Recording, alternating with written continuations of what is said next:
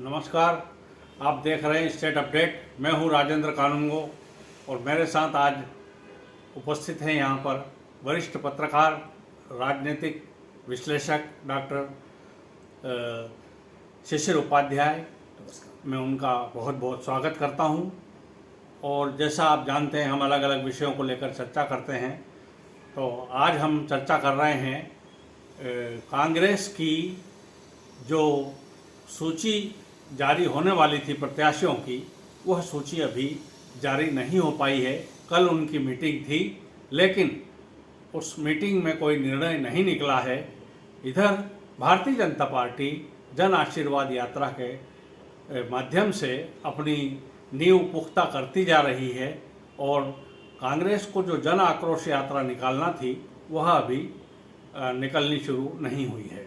तो इस बारे में कुछ विस्तार से मैं डॉक्टर शिशिर साहब से निवेदन करूंगा कि वो कुछ स्टेट अपडेट के श्रोताओं को, दर्शकों को कुछ अपडेट करने का प्रयास करें। जी नमस्कार। सर, आपने जो कहा है बिल्कुल राजनीतिक गतिविधियां पूरी चरम पर हैं।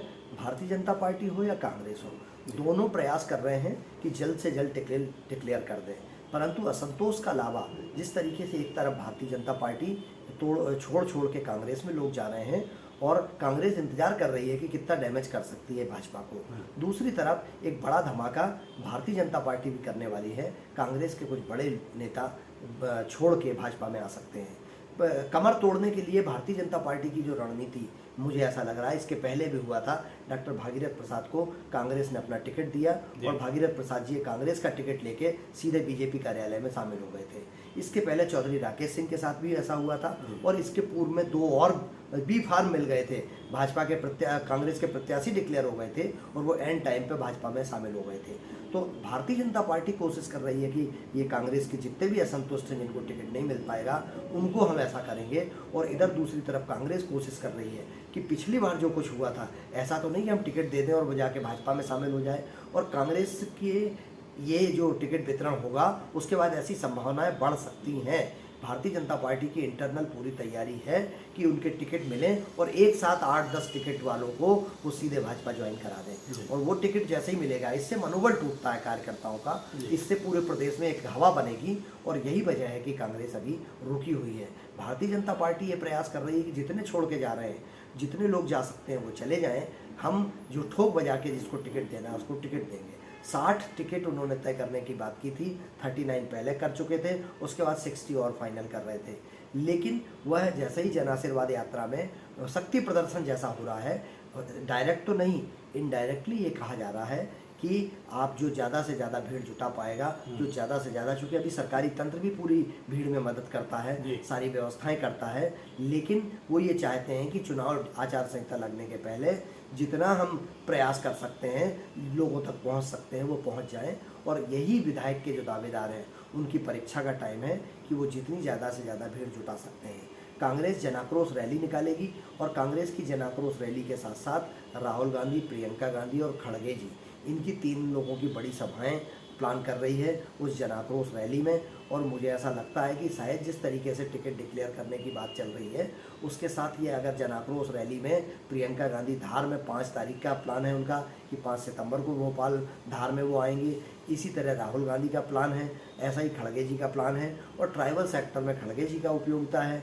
और जिस तरीके से ST-SC के वोटों को प्रभावित करने के लिए सागर में जो कुछ हुआ था और खड़गे जी की सभा बहुत सफल रही थी, और जबलपुर में बहुत अच्छा आयोजन प्रियंका गांधी की सभा में हुआ, ग्वालियर में बहुत अच्छा हुआ, तो इसका पूरा फायदा कांग्रेस उठाने की कोशिश में है।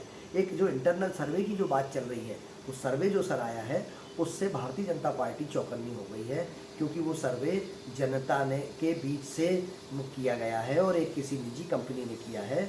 और उसका ये कहना है कि भारतीय जनता पार्टी का भारी विरोध हो रहा है। लगभग 70% नुकसान भारतीय जनता पार्टी को इन चुनावों में हो सकता है। तो अब भाजपा भी फूक फूक के कदम रखने की कोशिश कर रही है। बिल्कुल, भाजपा भी फूक फूक करके कदम रखने की कोशिश कर रही है और कांग्रेस भी करीब करीब इसी नीति पर चल रही है कि भाजपा अपने टिकट डिक्लेयर कर दे, उसके बाद हम अपना टिकट डिक्लेयर करेंगे। लेकिन प्रत्याशियों के मन में झांक करके तो कोई देख नहीं सकता। जैसे 2 उदाहरण आपने दिए हैं पहले भागीरथ प्रसाद साहब का भी हम मान लें कि टिकट मिला किसी और दल से और जा कर के सम्मिलित हो गए किसी और दल में, तो इस प्रकार यदि व्यक्ति निष्ठा बदल लेता है तो उसकी तो किसी के पास भी कोई दवा नहीं है। तो इस प्रकार से एक चीज़ और यहाँ पर सामने आती है कि जितनी डरी हुई भाजपा है उतनी ही डरी हुई कांग्रेस है। दोनों दल अपने दल बदलू प्रत्याशियों से, नेताओं से भयभीत है कि कहीं ऐसा न हो कि ये उधर से उधर चले जाएं, क्योंकि हाल ही में बीजेपी के भी कुछ बड़े नेता दल छोड़ करके कांग्रेस में सम्मिलित हुए हैं। आप क्या कहेंगे इसको? सर बिल्कुल, भारतीय जनता पार्टी से मोहभंग हुआ है या भारतीय जनता पार्टी की एक स्ट्रेटजी का हिस्सा है, ये तो आने वाला समय बताएगा। कहा जाता है कि दीपक जोशी कभी भाजपा नहीं छोड़ सकते थे।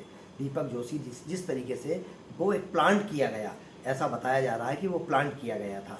इसके साथ ही कई अन्य नेता, भंवर सिंह शेखावत जी की जैसी बात चल रही है, 2 बार के विधायक हैं, अपेक्स बैंक के चेयरमैन रहे हैं। इसके अलावा जो वीर सिंह रघुवंशी हैं, इन लोगों को ऐसा माना जाता है कि ये भाजपा छोड़ के कांग्रेस में आए हैं और एंड टाइम पे टिकट मिलने के बाद, हो सकता है जीतने के बाद, ये भाजपा में वापस जा सकते हैं। तो इसलिए कांग्रेस बहुत ज़्यादा दबाव में है। कांग्रेस ये चाह रही है कि हम पूरी तरह से ठोक बजा लें, क्योंकि कांग्रेस के साथ एक बार बहुत कॉन्फिडेंस के साथ कमलनाथ जी सरकार चला रहे थे और उनके नीचे से कब ज़मीन खिसक गई थी उनको पता ही नहीं चल पाया था। और वो कहते रहे, वो असंतुष्ट जो बिसाऊ लाल सिंह को वहाँ से लेके आते हैं हरियाणा के किसी कुरुक्षेत्र के किसी होटल से, वो कहते हैं नहीं हम कमलनाथ जी के साथ हैं, और यहाँ से फिर फ्लाइट पकड़ते हैं और फिर असंतुष्ट खेमे में चले जाते हैं और भाजपा ज्वाइन कर लेते हैं। तो ये सै और मात का खेल अभी चलेगा और इस सै और मात के खेल में कौन बाजी मारता है ये तो वक्त बताएगा। लेकिन दोनों राजनीतिक दलों में असंतोष है और उस असंतोष को रोकने की कोशिश दिल्ली के बड़े नेता कर रहे हैं। कितना रोक पाते हैं ये वक्त बताएगा। इस असंतोष को कितना रोक पाएंगे ये समय बताएगा। और सबसे बड़ा जो निर्णायक है वो है आम जनता। जनता सब कुछ देख रही है, कौन किस प्रकार से रणनीति बना रहा है, किस प्रकार से दल बदल रहा है। जनमानस आजकल बहुत जागरूक हो चुका है और वो ये देख रहा है, और आने वाला समय निश्चित रूप से यह बताएगा कि जनता के मन में क्या है। साथियों, इसी के साथ में ये चर्चा यहीं पर समाप्त करता हूँ।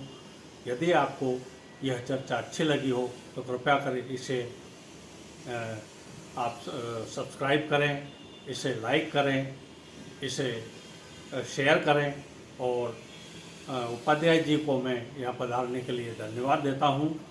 और अब मुझे दें आज्ञा। नमस्कार।